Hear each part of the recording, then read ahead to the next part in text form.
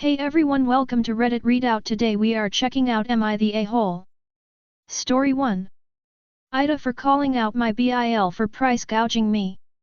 My husband and I are renovating our home now that we are soon to be empty nesters once that last on finishes college. Currently we are making plans for the kitchen remodel.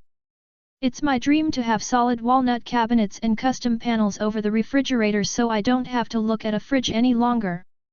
Just as luck would have it, my brother-in-law makes wood cabinets and furniture for a living.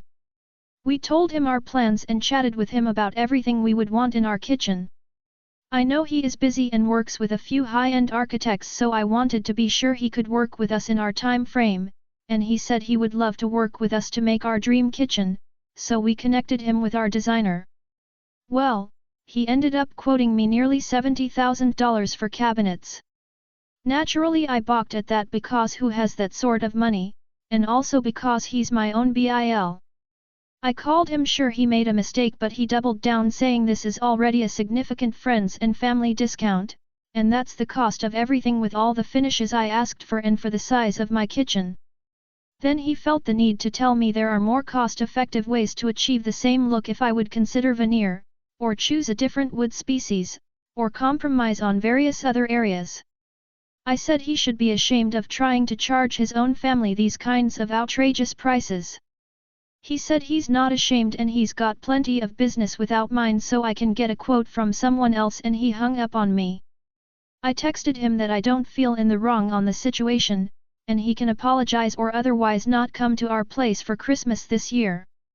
He's not responded, and my husband is saying we should just drop it and wants me to take back my demand for an apology. Story 2. AITA for giving my boyfriend an ultimatum of not getting high before our baby comes. My boyfriend currently likes to go out to his car and smoke weed, eat weed gummies or eat shroom chocolate. I have always been fine with substances like that being used for added fun to things like parties or watching Shrek the Musical, however I do have a problem with it being used around children. I have voiced that when raising our child I do not want any substances like that around the child or for the child to see his parents under the influence. My boyfriend insists that it's fine and I'm overreacting due to childhood trauma and that he should be able to continue getting high even after the baby comes. He claims that when he is high he could still function enough to help out with parenting, even claiming if something happened that he could drive our child to the hospital while high. After arguing for a while, weeks, months, I chose to give him the ultimatum of either he cuts this stuff out before the baby is born or I will remove my child from the situation before he is introduced to it. I am currently in the last week of my second trimester and am not sure if I'm being hormonal and crazy like he says or if I should stand my ground and do what's best for my baby. AITA. Edit. This was not a planned pregnancy. I was on a birth control pill that I was pretty religious about taking, so I did not get the opportunity to have a conversation with him about all of this before I got pregnant. Story 3. AITA for not working from home when I can. I, 26F, have a job that's fully flexible. My employer allows its employees to decide when they WFH or work in an office. As a result, most employees are WFH. Personally, I prefer to work in an office. My reasons are I feel that WFH is too distracting. I have tried it. I don't have a family of my own, but it's just me and my 2 cats.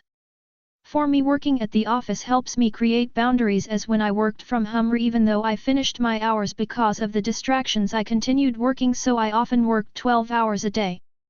Now, I'm back to working 8 hours a day as I get everything that needs to be done each day completed, and whilst at my office I don't get distracted. My family are annoyed with me. They mainly feel this as they feel I've done it to ignore them, which isn't the case. I live half an hour away from work and 10 minutes away from my family. I've tried explaining to my family on a number of occasions that I just prefer to work at my office. My family are still pretty past that I won't work from home, as they say if I did that means they can come round and see me whenever they want. I've tried explaining that even if I was working from home they still couldn't come round and see me as I'm working, but they don't respect that. This week I had another argument with my family because they keep saying I'm doing to avoid them. My only days off is at the weekends and I like to use that time to visit friends and family. The rest of the evening on weekdays is spent being by myself and relaxing. My family are still saying I'm an asshole and won't accept my reasoning, and this is making me wonder if I'm an asshole. Story 4. AITA for cursing my sister out after she sabotaged my relationship again. My 21M sister, 23F, always portrays the actions she takes as someone who cares for you. I would expect shit like this from fake friends that I would smell from a mile away, but for this to come from my own family is just weird. Now, I'll try to say this without sounding big-headed or egotistical, but I'm a pretty handsome dude.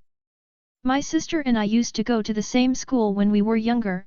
People used to comment on how handsome I am and how pretty she is. That gave her a horrendous power and made her feel as if she could decide who I'm supposed to be interested in. I'll admit, when I was younger I used to look up to my sister a lot. Although we used to fight, she was definitely the person I'd look to for advice. A girl I was talking to in my school was not only pretty but very smart and had a good heart. I was talking to her for months and then my sister told her to fuck off and leave me alone cause she's not attractive and hasn't got a snowball's chance with my brother. I felt the girl's demeanor change towards me and I didn't even know my sister said this to her till years later. My sister came clean and just told me, as if I was a pest and this secret was irritating her. I was so pissed I didn't even want to talk to my sister. I eventually did cause a no family. I started dating a girl around 4 months ago that is so beautiful. So good to me. I want to marry her someday if I'm lucky. My sister comes to me and tells me, in front of her, you can do much better than her bro, you're way out of her league and she knows it. I got mad and cursed her out. Took my girlfriend to my room and apologized profusely to her. My sister has a boyfriend and I couldn't give a fuck less about what he looks like. If I did, I wouldn't even say it because it's way too disrespectful. My parents are calling me an asshole for being vile to my sister storming off like that with my girl. I don't understand. I have a chance to be happy but my sister wants to tear it away from me for some reason. And has my parents on her side. AITA. Story 5. AITA for refusing to further enable my stepmother's laziness and moving out. Context: my dad died June 23, 2022, I was living with him and my stepmother when he passed. For most of the year up until May after my father died I was paying all the bills in the house and working 10-hour shifts. I also lived roughly an hour and a half from work BTW, my job was very physical and tiring, and she expected me to do all the house chores as well, because I was living in her house. Again I was also paying all the bills. My stepmother did not work during this time, and she hadn't for a while, so when my dad died she had no form of income so it was all on me. During this time, not only did she not look for a job, constantly asked to borrow money from me and became angry when I told her I didn't have any she could borrow, accused me of stealing $20 from her, which she borrowed from me. She let the house get robbed twice. After the second robbery I requested PTO from work for mental health reasons. They gave me a full week. When I mentioned I was having mental issues after all this to my stepmother she accused me of lying and attempting to manipulate her, and on day 2 of my week off told me if I didn't go back to work the next day she would kick me out. Needless to say I arranged plans and moved out of my own choice that next day. When I informed her of my plan she had the nerve to reply with "You're putting me in a bad spot." I do feel bad leaving her without a way to pay the bills, but at the same time she made no effort to help herself. Am I the asshole here? Story 6. AITA for kicking my sister-in-law out of my house. My sister-in-law is angry with me because my boyfriend and I have no plans to have children. Fatherhood was never a dream for us. On the other hand, my sister-in-law has been trying to get pregnant for almost 2 years. Unfortunately this is not an easy journey for her. We avoid the subject, but last month, my boyfriend had a family dinner at our house, and we had a lot of his family over. My sister-in-law spent the night talking about a new fertility treatment, and how it is and the time. I just shook my head and said good luck. At this point, she started ranting about how I'm wasting my life by not having children, and that I was wrong. I was just ignoring her, but when she told me that I just don't want children because of the trauma my mother put me through, I ended up yelling at her and telling her to shut up. My sister-in-law knows how painful this topic is for me, but she still shook her head and said that's why, you need a therapist. I already go to therapy. She knows this and has never supported me talking about my life with strangers. We ended up arguing and I kicked her out of my house, but my boyfriend's family is accusing me of causing distress to my sister-in-law. My boyfriend thinks I should apologize and resolve this, but I don't think I did anything wrong here. Am I an asshole? Edit. When I said I nodded and wished good luck, that was affirmative/agreeing. I don't think I expressed myself right here. Don't hear a mocking tone when wishing good luck. I've been supporting my sister-in-law from the beginning.